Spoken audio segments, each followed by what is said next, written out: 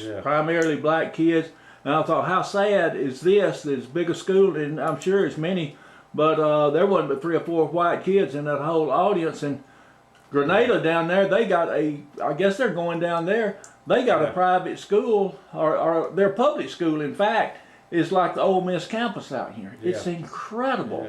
So we got up there around Hickory Flats and Pot Camps, same situation there. It's some old things. You go back there, you'll see them same old gyms and all that y'all played in. And so we talk about that we've wasted money putting it into education. We ain't put any in it. Hey, that reminds me also, you know, at the old gyms that we played in the county, everybody had a gym. You know, we had about 8 or 9 schools at one time before they consolidated. Well, they'd have an old potbelly stove in the middle of that gym, and it'd be cold, and everybody'd gather around that stove. And then I know we'd play in the tournaments. You know, we'd have a lot of tournaments. And that Saturday night, there'd be a lot of people come to these games. And I know at Bruce, sometimes the corners were just rounded off, people standing. You're right. You know, because it'd be a big game like Ellard may be playing Calhoun City boys in the finals, and Dermer probably playing Calhoun City girls in the finals, you know. I know in my senior year, we played Walnut in the district tournament. We had it at Bruce. Some way we got the tournament at Bruce. Walnut had a good team. They had a boy named Al Hopkins. And it's Dr. Hopkins that just passed away here in Oxford. It's his younger brother. And Al was kind of a showboat. They called him Al Showboat Hopkins. And back then, you know, people didn't dribble behind their back. Back then, they just didn't do it, even though they might could have. And stuff like that. Well, he did it. You know, he did it back when it wasn't, you know, wasn't done very much often. Well, that afternoon, I don't know, they beat Calhoun City, and he was kind of freezing, got ahead, and he was freezing the ball, and you had to double team him. You couldn't take it away one-on-one. You know, he was real good. But anyway, that night, or whenever we played him, we double teamed him, and he wouldn't pass it. So we ended up stealing it from him a few times, but he just wouldn't pass it. That's the only reason. But the corners were rounded off that night. You know, the zone defense was pretty good those nights. Yeah, well, Wayne Coleman told the story about, and you mentioned this before, about the time up at Walnut or somewhere they wouldn't start the clock. Yeah, they were in the regional tournament or sub-regional. Anyway, it's the playoffs. It was very hard for the Bees to go to state because there's a lot more B schools, and they're better schools. They really had some good teams, but they were pretty deep in the playoffs. I remember. Red, he said that they talked about how Billy Bob wouldn't get mad at the referees and all, but Red said you just couldn't hardly beat them up in northeast Mississippi because of referees. And I remember going when I was little. Daddy drove the bus and carried the kids, of course, but I remember Daddy said, "Look at that." Had a bunch of old men sitting on the goal there with their knives out whittling the whole ball game. He said, "Look at that, boy, we win this game." I know. I saw that. I was, you know, I went to a lot of games back then with my parents and everything. But I saw that game, and they absolutely got the game took away from them. They were ahead like 8 points with a minute or less than a minute to play, and you know, you could freeze the ball back in. You know, you didn't have to shoot it, and the referees just gave them some terrible calls. It was awful. They'd hold the clock. You know, they wouldn't stop the clock, and that's what happened. That was the truth. I mean, what he was saying was the truth. I mean, they got it took away from them. You know, after they outplayed them. You know what? We've been going 31 minutes here. We may have to make you a DVD by yourself. I'm serious. I may have to cut these up into groups because we've got so much footage here, but it's good, man. Somebody else may have mentioned this. One year, I'll tell you this, we were playing at Ole Miss for the referees. At the beginning of the year, they'd have a couple of team scrimmage, and it was a referee clinic. Well, they had us up there, and we was playing, and all the coaches was up, you know, from areas up there, and the coach from Holcomb saw us up there, and he scheduled a game with Billy Bob, Coach Gray. I say Billy Bob, I call him Coach Gray and Billy Bob. But anyway, they were coming to our place at Bruce, and we didn't know what kind of team they had, and we asked And Coach Gray says, look, he saw us play up there, and we played pretty good, and says he thought he could give us a good game, so they must have a good team. And he had us all pumped up, and Hockham came up there, and at the end of 6 minutes of the first quarter, we had them like 38-2. Mm-hmm. They didn't have a good team. No. It wasn't that we were so good. They would come down the court, shoot it, and come off the backboard, and we'd get it and lay it up at the other end. And the second team after that played the rest of the game, and I think we beat them like 120-30 or something, like 24 or something. But it was just terrible. Yeah. Anyway, I can't believe he thought he could give us a good game. But that was just one instance. So I can think of some more later, I'm sure. Yeah. Well, this is very good. It's brought back a lot of memories for me. I forgot about a lot of this stuff and how it happened, you know. So. Coach Gray actually coached football over at Bruce, assistant coach there 1 year. Really? Yeah, because I actually went out for spring football, and he was coaching me out there. And they had me in the line. I was 145 pounds, and I was in the line. Well, I got so sore. Anyway, I found out later I could go to the gym and shoot. And so I quit football. I went back to the gym. Yeah, Boyd Collins, of course, he died a couple of years ago, and Boyd was a walking encyclopedia. He remembered everything, but he said that that they tried to get Donald over there to play football. Yeah, play fullback. Yeah, I bet so. He would have been good. Well, he's a good athlete, Yeah, well, all of them, man, all those. I know. Donald and Douglas and Doug was his brother. Yeah, Doug was a good player, Yeah. Yeah. Well, anyway, I tell you this. We did get to. This may have been mentioned in another one. To say this. After we got out a few years, I did a couple of times get up a little reunion for Coach Gray. One of them was at my house here in Oxford. It was just for the Bruce teams. Yeah. Some of the people came up, and we actually had some pictures. I got some pictures. They'll be in the film. And then later, we got another one up, and we had it at Bruce, combined Ellard and Bruce. And I think we had like 80 or 90 folks there. Everybody wanted to come and give him his credit, and appreciate him for everything he did for everybody. And we ended up, I asked everybody to contribute a gift to him, and I started to say contribute $5 or $10, but I said no, just give us a donation if you'd like to give a gift for him. And by doing that, I ended up getting more money. And I actually wanted to tell you this about that though. Bennett York, who's done well after he's gotten out of school, financial wise, but anyway, he's a dentist or a surgeon down in Hattiesburg, and he still practices some even today. I think just to stay in the groove, so to speak. Sometimes not full time though. But anyway, I got a check from Bennett for $100. Oh wow! and then about a week later, I got another check for $100 from Bennett. It's from his dental office. Yeah. So I called him up and I talked to his nurse and I says, I think y'all made a mistake. I think y'all sent me a check twice. Yeah. And I told her what happened, and she said, well, hold on a minute. So she went and checked, came back, says, no, keep them both. Oh wow. But anyway, Bennett had a big donation in that. But anyway, altogether, I think we ended up giving him $1,000. Oh man. We did. So that's great. So yeah. I think we surprised him that time. Well, I think we should continue this on. I'm probably not going to put an end to it. I just leave it open, and we'll keep filming because I love doing this. And well, maybe I can think of some other things. Yeah, later, I'm sure I will. We'll just keep doing stuff. You see how simple it is. We just do it and all. But yeah, we'll try to get this together, and I'll get you a copy really. All right.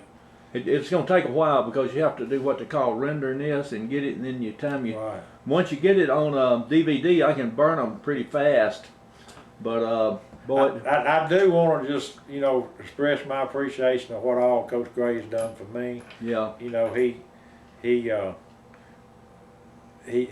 was an inspiration in my life and kind of progressed in my little basketball career. And he did help me get a scholarship, and that's the only way I could, go to school. Really, he did a couple of things I do want to say while I'm thinking of it.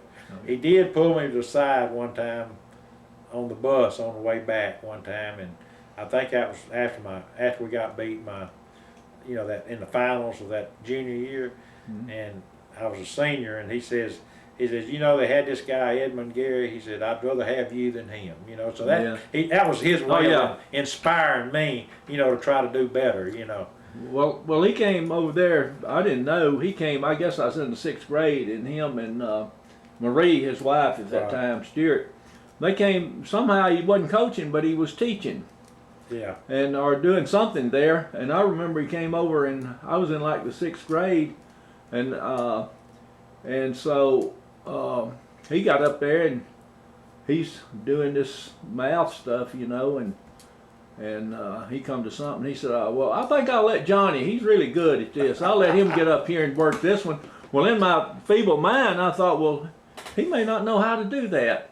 But that you talking about inspiration, man. I thought I got up there and I worked that dang problem. And he said, "Oh man, that's great, Johnny." And that's I think he did things like that. Yeah, we didn't realize what he was doing. Oh, I didn't at that time. I was just a little skinny kid, and when he called me to get up there, well, I was a big shot. I got up there and worked it. Yeah. But I swear to God, in my mind, I thought, well, he probably don't know how to do that. He's substituting over here. Hey, I kind of took mine the same way as you did, because that's the way he inspired me to do better. Yeah, he went back there and sat down at a little old desk, and I'm up there doing that. But anyway, another tale, I heard him say this one time. I don't know if it's true or not. But we used to have a banquet. Our mothers and parents would get together a lot of times and give us a basketball banquet, and have a big feed. And a lot of times we'd have Guy Gulledge be the speaker, because he was always a good speaker, and everybody loved Mr. Guy. But anyway, after one of the banquets, the parents had gotten together and bought him a new suit. And he told me later, or told some of us at one of the reunions, says when they gave me a suit, said that was the first suit I'd ever owned. Wow. I don't know if that's true or not, but it made an impression on me that if it was, anyway. Yeah. But I guess he really appreciated it if that was the case. Yeah, I guess so. Yeah, they told a lot of stories about Billy Bob. I didn't realize he had played at Ellard and played on the dirt court and all that stuff. So all this information here is going to go way back. Well, I can tell you some stories. This has really nothing to do with Billy Bob, so you may want to cut it with something else. Yeah. But talking about a dirt court, my mother was one of the Kelly sisters. They grew up in Banner, and there was 5 of them, I think. Let's see. That's Aunt Lonnie, Juanise, Sally, and Sadie, and Ellard. No, there's 6 of them. 6 sisters and 2 boys, but they played on a dirt court in Banner. That's all they had. I'm just telling you what I was told. Yeah. And obviously I wasn't around at the time, but they won county about 8 years in a row. I think 7 or 8 years in a row, and they always had 1 to 3 Kelly girls on the team every year. Yeah. And so undoubtedly they loved to play basketball. And Aunt Ellard, she later married a Miles, and her daughter was one of the better players I've ever seen in Mississippi, Brenda Miles. Yeah. And her son Jimmy played at Northwest, and then he played at Delta State, and then he played pro baseball. So they got some of her athletic ability. But they used to say when they would play a game that people wouldn't even play them because Ellard would jump center back then. And back then after they score, they'd jump center. And they said she'd get the tip every time. And they'd score again. They'd score again. The other team wouldn't ever have the ball. Girls played those half courts too. Yeah. But some of the better girl basketball players that I've had experience to see back then and long ago, Jackie Blackwell had to be one of the best, and Brenda Miles at Batesville was younger, but she was a great player. Myra Bryant was a good player. And, she was always a great athlete and could score. And those Hamlin girls from over at Barton, they were very good. They were really good. Yeah, they were good players. Yeah, all the Hamlin. Bobby, tell you a story. Let me tell you. You want me to tell you? This had nothing to do with Coach Gray. No, but loving it. I was at Ole Miss, and Coach Graham was my coach, Country Graham. Aberdeen was playing Bruce, that night, and Aberdeen had a boy about 6'8", big old boy, Billy Harrington, good guy. He ended up getting a scholarship playing at Ole Miss. Yeah. But anyway, we were going down to scout him, so he took me and my roommate Tom Farley, Goose Farley. He went with us. So, Coach, we went down there and to see Billy Harrington. Well, Bobby Hamlin was playing for Bruce. He was a 10th grader that year. Yeah. But Bobby was a great shooter, you know, in his day. Oh yeah. Well, anyway, Bobby, I think, scored about 39 points that game. Wow. And so we go back to the dorm at Ole Miss, and Goose, my roommate, came in and says, well, Caldwell's not any good. Says, they got a 10th grader down there and outshoot him any day. So he's talking about Bobby Hamlin. Yeah, I know. I remember Bobby. And Bobby later played at Itawamba, I think. And I don't know where else he might have played. Didn't he end up teaching at Bruce or something? Yeah, I think he did. Or in Calhoun County. Absolutely. And, you know, he married Betty Hamlin, and she was a great ball player. Yeah. She was a good player. That's one of the Hamlin girls. So oh yeah. that's got me thinking about that. Yeah. I believe in a lot of players. Yeah, I remember. I know. Golly, I can't even remember all my kids' names. I just have to say, hey, you. Yeah. But you mentioned we were talking about the dirt court. Somebody mentioned Counties or one of them the other day about Slate Springs had a dirt court. We had so many of those little schools, and back, I don't know how all that worked, but I remember I was talking to Goose about Dermer. Dermer, they had a unlevel court, and every time you dribble that ball would go, I don't know which way. Dermer also, when they had their gym later, you know. Yeah. One of the goals. I know one of them, and both of them might have been. They were way low. They were a little bit low. Yeah. I could almost dunk it at one of them. Oh, and everybody grab them and then pull them down. I know it, but it was lower, and you had to adjust your shot. Batesville at Batesville, the old gym at Batesville had a low goal. I don't know if they did that on purpose or not, but you had to adjust your shot. Red Coleman said Ellard didn't have but 2 balls, and one of them was a game ball, and the other one had a knot on it, their practice ball. So they didn't learn to drill. I guess really, I think that might be a good thing. It'll make people pass more. That's right. That's right. And we needed to pass more than what we did. Yeah. You know, everybody looked at scoring, and everybody wanted to score a lot, but oh yeah, we should have passed it more. Yeah, you know, had more teamwork. But yeah, absolutely. But one thing, you know, I got to Ole Miss, and you know, people were bad to shoot. You know, they wanted to look good up there. Yeah. Make a show. But one thing Coach Gray always taught me, if somebody was open inside, you know, pass it to them. But feed them the ball. And I was always taught that, and I tried it. I know he ended up shooting a lot. Yeah. But I always tried to do that. Yeah. I know my senior year at Bruce, we didn't have quite as good a team. Alfred and myself were probably the shooters on the team. But you got company there. Yeah. But anyway, we had a guard, Bennett York. Alfred and I had to play forward that year. Well, we both played guards the year before because we didn't have much time. And Bennett York and Larry Arrington were the guards that year. And I tried to tell Bennett, I said, now Bennett, you need to shoot more. He said, no, I'd like rather you shoot than me. And he wouldn't shoot. He would want to get, you know, pass it to somebody else. Yeah. But anyway.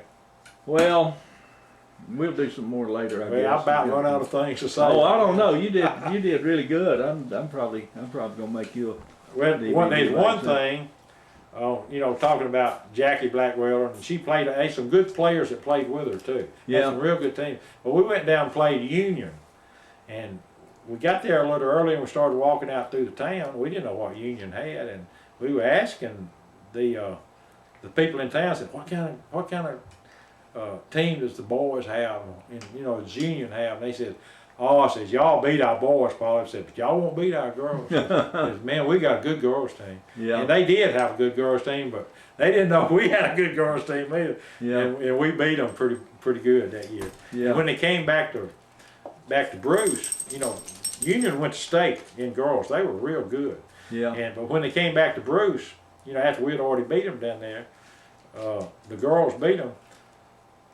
Jackie, I'd always said she scored 80 points that game. But Dee Dee, her husband, told me she got 64. But I thought she got more than that. But it was the most points I'd seen a girl score I actually thought she got almost 80 points. I think the Yeah. girls beat them about 100 to 82 or something. But that was unheard of with the girls, you know, back then. Yeah, well, they all talked about Myra, how many She got 50 or 60 a couple points of a times. game. Yeah.